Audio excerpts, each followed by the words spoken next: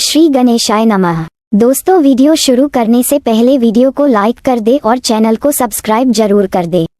Story name is Mafia Husband and this story is begin from chapter 95 to 96 and guys don't forget to share your reviews and put on your earphones before starting the video for better experience। तो चलिए शुरू करते हैं। चलिए जानते हैं आगे की कहानी।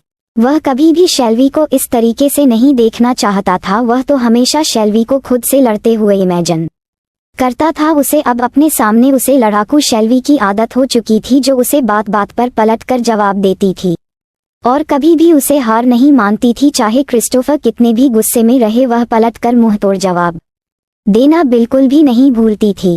लेकिन आज वह जिस शेल्वी को देख रहा था, वह शेल्वी तो उसकी शेल्वी थी ही नहीं, ये पूरी तरीके से टूटी हुई हरी हुई थी दिख रही थी। और सबसे तकलीफ देने वाली बात क्रिस्टोफर के लिए ये थी कि उसे इस तरह से डरने के लिए और उससे दूर होने के लिए उसी ने मजबूर के कर दिया है। क्रिस्टोफर धीरे धीरे अपने हाथों को बढ़ाकर शेल्वी को छूने की कोशिश करता है, पर शेल्वी डर से बाथटब में ही उससे दूर होने लगती है। उसकी आंखों से आंसू बहने लगते हैं। वह अपने आप को छुपाने की नाकाम कोशिश कर रही थी। वही क्रिस्टोफर जब उसे इस तरह करते हुए देखा है तो उसे अपने आप पर बहुत ज्यादा गुस्सा आने लगता है। वह शेल्वी को इस तरह से डरते हुए नहीं देख पा रहा था, पर इस वक्त उसकी हालत बहुत ज्यादा खराब थी, इसलिए वह और देर नहीं करना चाहता था। भले ही शेल्वी उसे कितना भी डरे या कितना भी दूर जाए, पर इस समय उसकी हेल्थ सबसे ज्यादा जरूरी थी। क्रिस्टोफर इन सब चीजों को साइड में रखकर धीरे आवाज में शेल्वी से कहता है, शेल्वी डरो मत, मैं कुछ नहीं कर रहा, बस मैं तुम्हें ये कपड़े पहनाऊंगा और कुछ भी नहीं करूंगा, प्लीज तुम मुझे डरना बंद करो। ये कहते ही क्रिस्टोफर अपने हाथों को आगे बढ़ा देता है, लेकिन शेल्वी इस वक्त इस मेंटल स्थिति में पहुंच चुकी थी कि मानो क्रिस्टोफर शब्द शेल्वी तक पहुंच ही ना रहे हो। वह इतना ज्यादा डर चुकी थी कि क्रिस्टोफर के हाथ देखते ही वह उसे बाथटब अपने हाथ पैर को चलाते हुए छटपटाने लगती है, जैसे वह उस बाथटब से बाहर निकलना चाहती हो लेकिन निकल ना पा रही हो। इस पूरी कोशिश में शेल्वी धीरे धीरे उस बाथटब के पानी में डूबती जा रही थी और बाथटब का पूरा पानी उसके चेहरे पर आ रहा था, जिसे अब उसे सांस लेने में भी थोड़ी दिक्कत होने लगी थी और वह लगभग हफ्ते हुए अपने हाथों को अभी भी पानी में चला रही थी। क्रिस्टोफर जब उसे इतनी बुरी तरीके से खुद से दूर जाते हुए देखता है, जिसमें वह खुद को भी नहीं देख रही थी, वह क्रिस्टोफर को खुद से दूर रखने की कोशिश में ये भी नहीं देख पा रही थी कि वह पानी में लगभग डूब चुकी है। जैसे जैसे शेल्वी उस पानी में छटपटा रही थी, वैसे ही क्रिस्टोफर का दिल भी उसी तरीके से उसके सीने में छटपटा रहा था। वह शेल्वी को देखकर गिल्ट में डूबता जा रहा था। क्रिस्टोफर शेल्वी को देखकर समझ चुका था कि शेल्वी अभी इस हालत में नहीं है कि वह उसकी कोई भी बात समझ सके। अब क्रिस्टोफर और ज्यादा उसे इतनी तकलीफ में उसे नहीं देख पा रहा था, हालांकि उसे पता था कि यह तकलीफ उसी के कारण हो रही है। वह अभी भी उसी के कारण ही उससे दूर जाने की कोशिश कर रही थी, लेकिन फिर भी क्रिस्टोफर बहुत मजबूर था। उसका तो मन कर रहा था कि वह अभी यहाँ से निकल जाए, ताकि शेल्वी को उसका चेहरा ना देखना पड़े और शायद तब उसका डर और दुख थोड़ा सा कम हो जाए। पर वह चाहकर भी अभी शेल्वी को अकेला छोड़ कर नहीं जा सकता था। इस वक्त शेल्वी की हालत बहुत ज्यादा खराब थी। उसे इस वक्त डॉक्टर की सख्त जरूरत थी, इसीलिए वह और ज्यादा देर ना करते हुए जल्दी से शेल्वी को अपनी तरफ खींच लेता है और फिर बिना उसके ऊपर ज्यादा ध्यान दिए जल्दी से उसके नाजुक बदन को साफ करने लगता है। जैसे जैसे क्रिस्टोफर के हाथ शेल्वी के जख्मों पर पड़ रहे थे, उसकी धीरे धीरे दर्द से कराहने की आवाज आने लगती है, क्योंकि उसे उन जख्मों पर बहुत ज्यादा दर्द हो रहा था। क्रिस्टोफर अपने सीने में पत्थर रखकर उसके आवाजों को इग्नोर करने की कोशिश करता है और फिर नहलाने के बाद उसे जल्दी जल्दी कपड़े पहनने लगता है। हालांकि इस बीच शेल्वी लगातार कांपते हुए उसे दूर होने की कोशिश कर रही थी, लेकिन उसके नाजुक शरीर में इतनी ताकत नहीं थी कि वह क्रिस्टोफर का हाथ भी हटा सके। वह बहुत ज्यादा कमजोर हो चुकी थी। क्रिस्टोफर अपने हाथों को तेजी से चलाकर शेल्वी को जल्दी से कपड़े पहने देता है और फिर अपनी गोद में उठ कर बाहर ले आता है। क्रिस्टोफर शेल्वी को बेड में लिटाकर जल्दी से अपना सेल फोन लेता है और फिर केविन को फोन करके जल्दी से गाड़ी तैयार करने के लिए कहता है और उसे इंस्ट्रक्शन भी देता है कि वह मैडम अगस्ता को जल्द से जल्द अस्पताल में सब कुछ उसके इंस्ट्रक्शन के अनुसार रेडी करने के लिए कहे। क्रिस्टोफर वापस बेड के पास आकर शव को अपनी बाहों में उठा लेता है और फिर तेज कदमों के साथ बाहर के लिए निकल जाता है। शेल्वी इस बीच कमजोरी के कारण फिर से लगभग बेहोश की हालत में आ चुकी थी। अब उसके अंदर इतनी भी ताकत नहीं बची थी कि वह क्रिस्टोफर को किसी तरीके से रोक सके। वह बस सब कुछ महसूस कर रही थी। जो भी कुछ क्रिस्टोफर कर रहा था उसकी बस हल्की हल्की आंखें खुली हुई थी, जिससे वह धुंधला धुंधला बस देख सकती थी कि क्रिस्टोफर उसे अपनी बाहों में उठाए कहीं ले जा रहा था, पर वह कोई भी मूवमेंट नहीं कर रही थी। क्रिस्टोफर बाहर आकर वह शेल्वी को अपनी गोद में लिए हुए ही गाड़ी में बैठ जाता है और ड्राइवर को जल्द से जल्द हॉस्पिटल पहुंचने के लिए कहता है। क्रिस्टोफर अपनी परेशानी भारी नजरों से लगातार शेल्वी को देख रहा था। उसका दूध से भी ज्यादा गोरा चेहरा पूरा पीला पड़ चुका था। कहाँ पर हमेशा मासूम डॉल की तरह लगती थी, लेकिन आज वह उसके बाहों में बेजान पड़ी हुई थी। हालांकि क्रिस्टोफर उसे पहले भी इस तरह से देख चुका था, लेकिन इस बार उसकी फीलिंग शेल्वी के लिए पूरी तरीके से बदल चुकी थी। हालांकि क्रिस्टोफर को अभी भी अपनी फीलिंग्स के बारे में ठीक से पता नहीं था, पर उसे ये महसूस हो रहा था कि यह जो भी फीलिंग है बहुत ज्यादा उसे तकलीफ पहुंचा रही थी। इस वक्त जितना ज्यादा शेल्वी को दर्द हो रहा था, उससे कहीं ज्यादा दर्द क्रिस्टोफर को महसूस हो रहा था, क्योंकि क्रिस्टोफर को पता था कि शेल्वी की इस हालत का जिम्मेदार वह खुद ही है। क्रिस्टोफर शेल्वी हाथों को धीरे धीरे रब कर रहा था ताकि शेल्वी को गर्माहट मिलती रहे और वह होश में रहे। कुछ ही देर में वह हॉस्पिटल में पहुंच जाते हैं। उसके पहुंचते ही क्रिस्टोफर के सारे बॉडीगार्ड एक एक करके बाहर निकलते हैं और चारों तरफ फैल जाते हैं ताकि कोई भी यहां ना आ सके। हालांकि केविन ने क्रिस्टोफर का इंस्ट्रक्शन सुनते ही पहले ही इस जगह को पूरी तरीके से खाली करवा चुका था, इसीलिए यहाँ पर अभी फिलहाल कोई भी इंसान मौजूद नहीं था सिवाय हॉस्पिटल के वर्कर्स के अलावा। केविन जल्दी से दूसरी तरफ आकर कार का डोर ओपन करता है और क्रिस्टोफर शेल्वी को अपनी गोद में लिए हुए ही बाहर आता है और बिना किसी की तरफ ध्यान दिए वह अपने तेज कदमों के साथ शेल्वी को लेकर हॉस्पिटल के अंदर चला जाता है और जल्दी वह मैडम अगस्ता के केबिन में पहुंच जाता है, जहां पर मैडम अगस्ता का पहले से ही तैयार थी। मैडम अगस्ता क्रिस्टोफर को शेल्वी को एक बेड की तरफ इशारा करते हुए कहती हैं, मिस्टर मार्टिन प्लीज आप मैडम को यहाँ पर लिटा दीजिए ताकि हम उन्हें ठीक से एग्जामिन कर सके। मैडम अगस्ता जब शेल्वी को देखती हैं तो उनकी नज़र सबसे पहले शेल्वी के नेक पर पड़े उन गहरे नीले निशानों पर जाती है, जहाँ पर उन्हें दांतों के निशान साफ दिखाई दे रहे थे और वह देखने में काफी भद्दे लग रहे थे। मैडम अगस्ता देखने से ही समझ जाती है कि आखिर शेल्वी को हुआ क्या है। वह जल्दी से क्रिस्टोफर की तरफ मुड़ कर कहती है, प्लीज मिस्टर मार्टिन आप बाहर जाइए, हमें मैडम का फुल बॉडी चेकअप करना होगा ताकि हम देख सके कि उन्हें कहाँ कहाँ चोटें आई हैं, जिससे हम जल्दी से जल्दी उनका इलाज शुरू कर सके।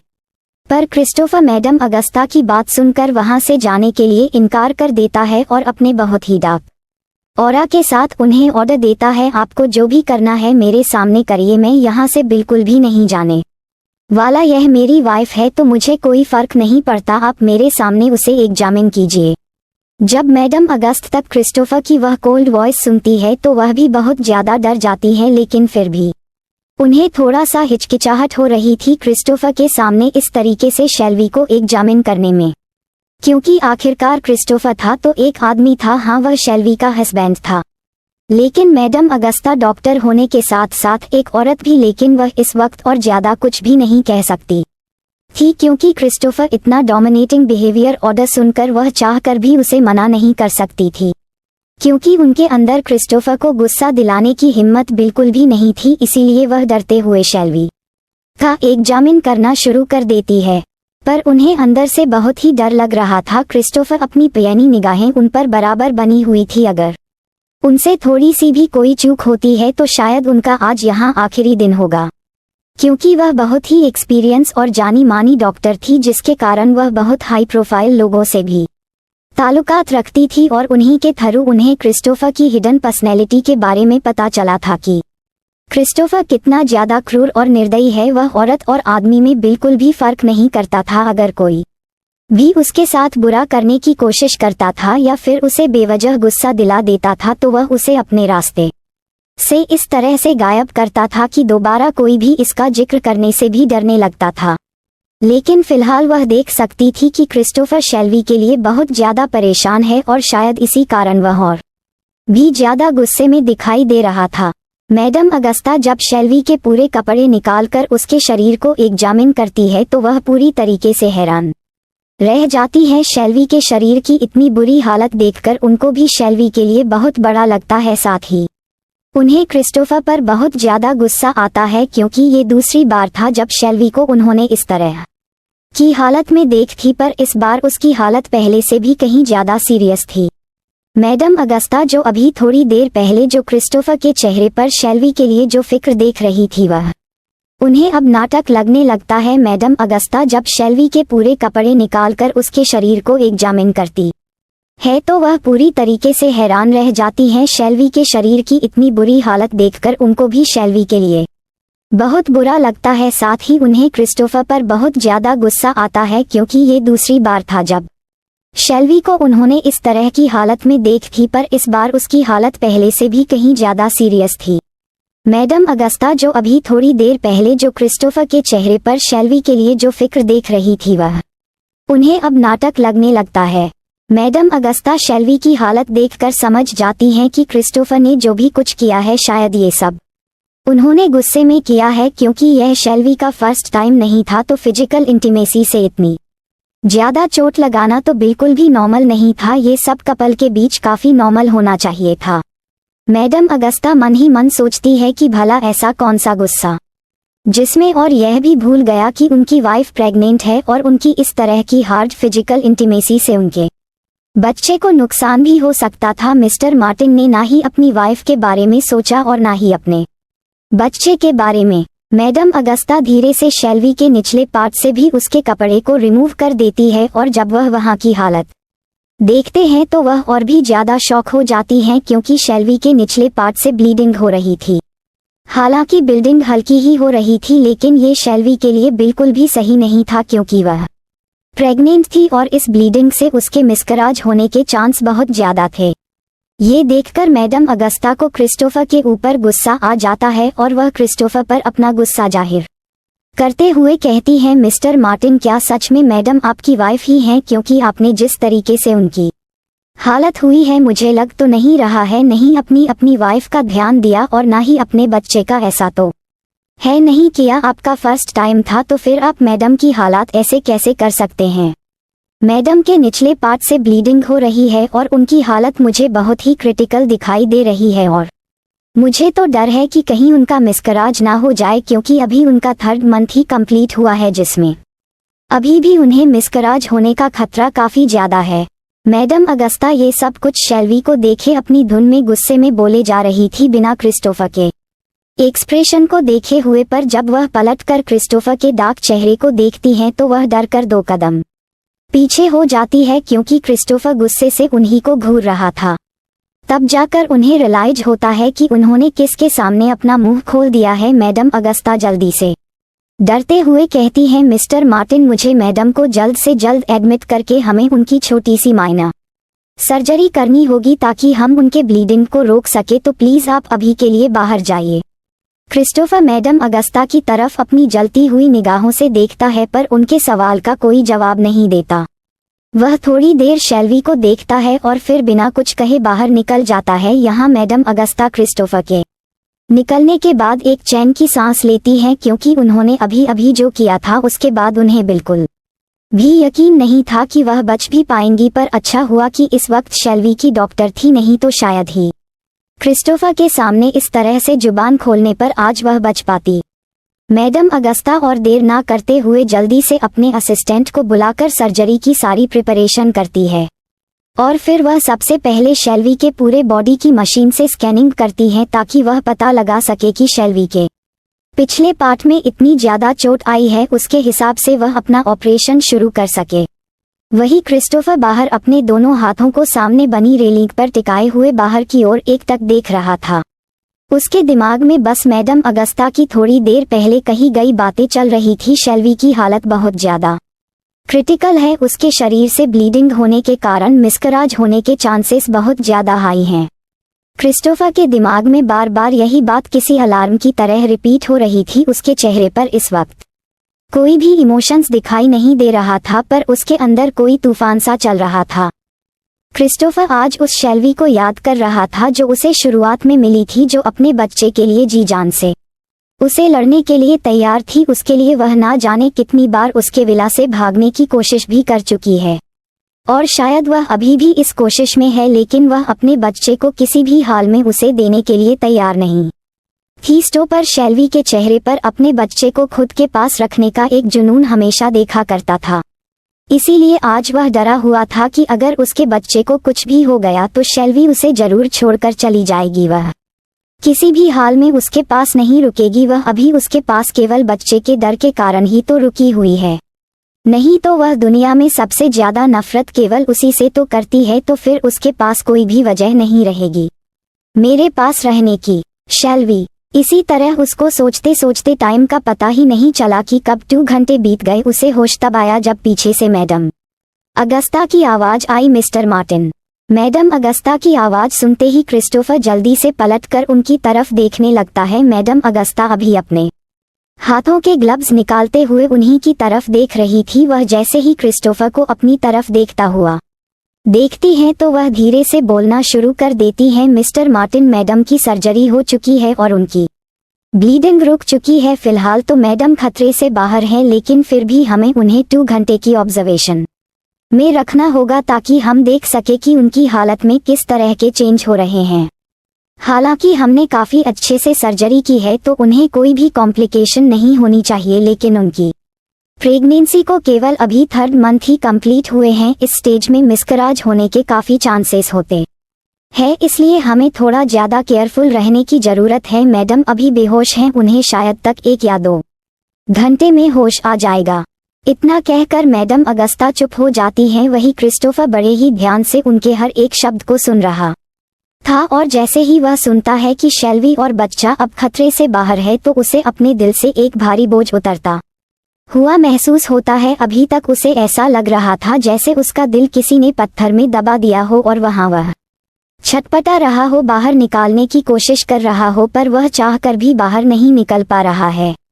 क्रिस्टोफर मैडम अगस्ता की बात पर धीरे से सिर हिला देता है, फिर अपनी धीमी मगर गंभीर आवाज में मैडम अगस्ता से पूछता है, क्या मैं अभी उससे मिल सकता हूँ? मैडम अगस्ता हाँ में सिर लाते हुए कहती हैं, हाँ अब आप उनसे मिल सकते हैं, अभी हमने उन्हें जनरल वार्ड में शिफ्ट कर दिया है। ये कहने के बाद मैडम अगस्ता वहां से चली जाती हैं, और क्रिस्टोफर भी शेल्वी के वर्ल्ड की तरफ अपने कदमों को तेजी के साथ बढ़ा देता है। कुछ ही देर में वह शेल्वी कमरे बाहर पहुंच जाता है। जब वह दरवाजा खोलकर अंदर आता है तो उसे सामने शेल्वी बेड पर लेटी हुई दिखाई देती है, जो कि अभी भी बेहोश लेटी हुई थी। उसका पूरा शहर सफेद पड़ चुका था। उसे देखकर लग रहा था जैसे कि उसमें बिल्कुल भी जान ना हो। वह एकदम बेजान गुड़िया की तरह उस बेड में लेटी हुई थी।